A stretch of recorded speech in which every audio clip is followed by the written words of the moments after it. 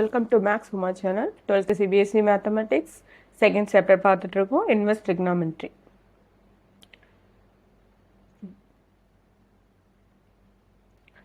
Exercise 2.1ல first 5 sums நம்ம பார்த்துட்டோம். introduction video அதுவும் சேர்த்து நம்ம போட்டிருக்கோம். இப்போ question number 6ல இருந்து 10 வரைக்கும் நம்ம பார்க்கலாம். ஸோ நம்ம கண்டிப்பாக இந்த எக்ஸசைஸ் 2.1க்கு நம்ம ஞாபகம் வச்சுக்க வேண்டியது இந்த ரெண்டும் ட்ரிக்னாமெட்ரிக் டேபிள் நமக்கு ஞாபகம் இருக்கணும், அதுக்கப்புறம் இது ஓகேவா. ஸோ இது ஞாபகம் வச்சுருந்தா 2.1 நம்ம ஈஸியாக சால்வ் பண்ணிடலாம்.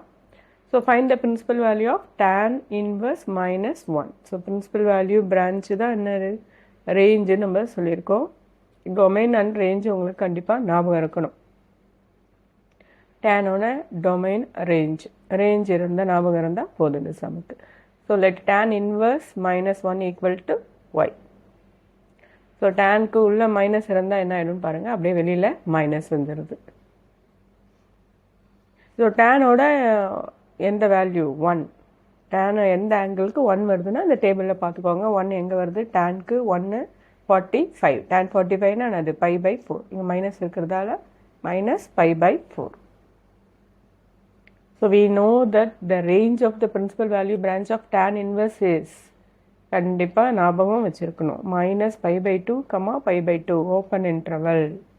அந்த ரேஞ்சில் இது இருக்கா, இருக்குது. -90லேருந்து +90 இல்லையா, π/4னா அது 45, அதுக்குள்ளே தான் இருக்குது. ஸோ அப்போது அது correct. So the principal value of tan inverse of -1 is -π/4. So principal value கண்டுபிடிக்க நீங்கள் இங்கே கொடுத்துருக்க ரெண்டு ஞாபகம் வச்சுக்கணும், டொமைன் ரேஞ்ச் ஞாபகம் வச்சுக்கணும் கண்டிப்பாக. அடுத்த சம் பார்க்கலாம். So 7th sum, find the principal value of secant inverse 2/√3. Secant inverse 2/√3.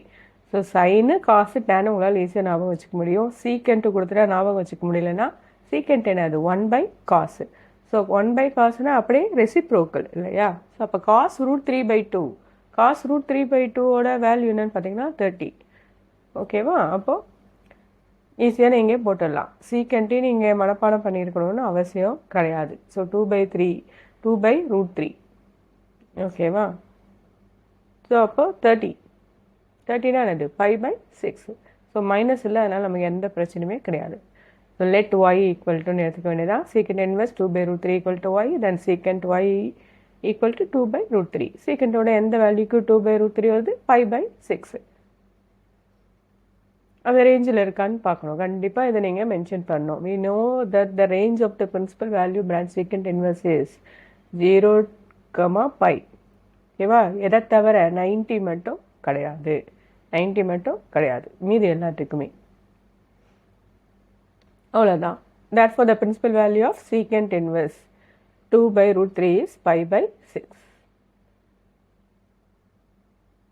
அடுத்த சம் போயிடலாமா. Okay.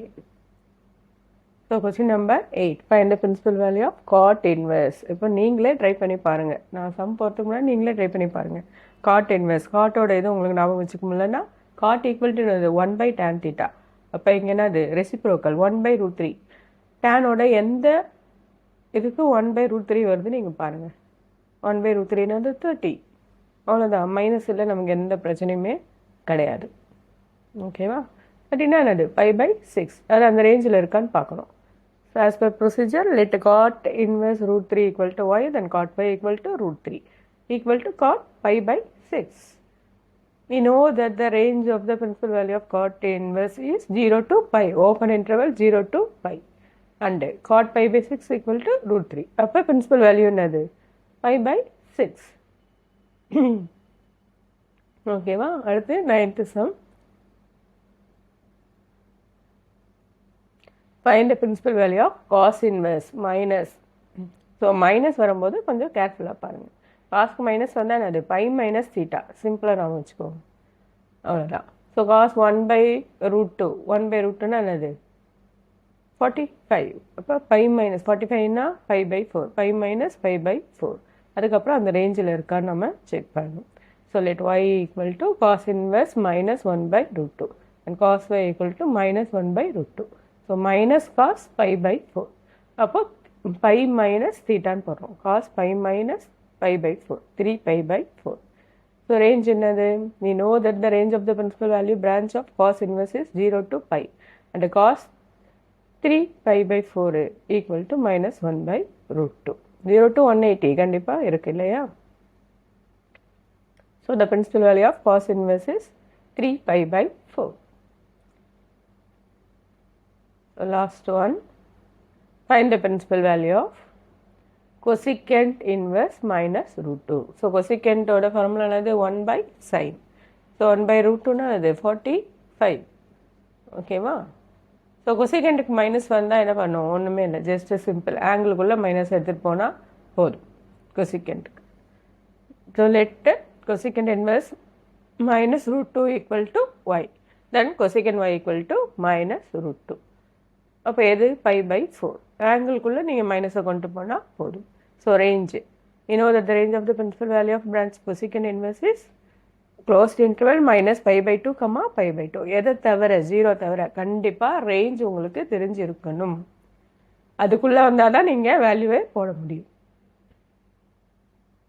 So the principal value of cosecant inverse minus root 2 is minus pi by 4. ஓகேவா? முடிஞ்சிருச்சு. அடுத்த 11th சம்லேருந்து அடுத்த வீடியோ பார்க்கலாம். அது ஃபைண்ட் த வேல்யூ. அது so principal value first 10 sums. நீங்களே சில இதை எடுத்து ட்ரை பண்ணி பார்க்கலாம். ஸோ ஃபஸ்ட்டு 10 சம்ஸ்க்கு உங்களுக்கு என்ன ஞாபகம் இருக்கணும்னு வச்சுக்கோங்க. ரேஞ்சு கண்டிப்பாக தெரிஞ்சிருக்கணும், அந்த ப்ராப்பர்ட்டிஸ் தெரிஞ்சிருக்கணும், ட்ரிக்னாமெட்ரிக் டேபிள் தெரிஞ்சிருந்தால் போதும். ஓகேம்மா? ஸோ 11th சம்லேருந்து அடுத்த வீடியோவில் பார்க்கலாம். தேங்க்யூ.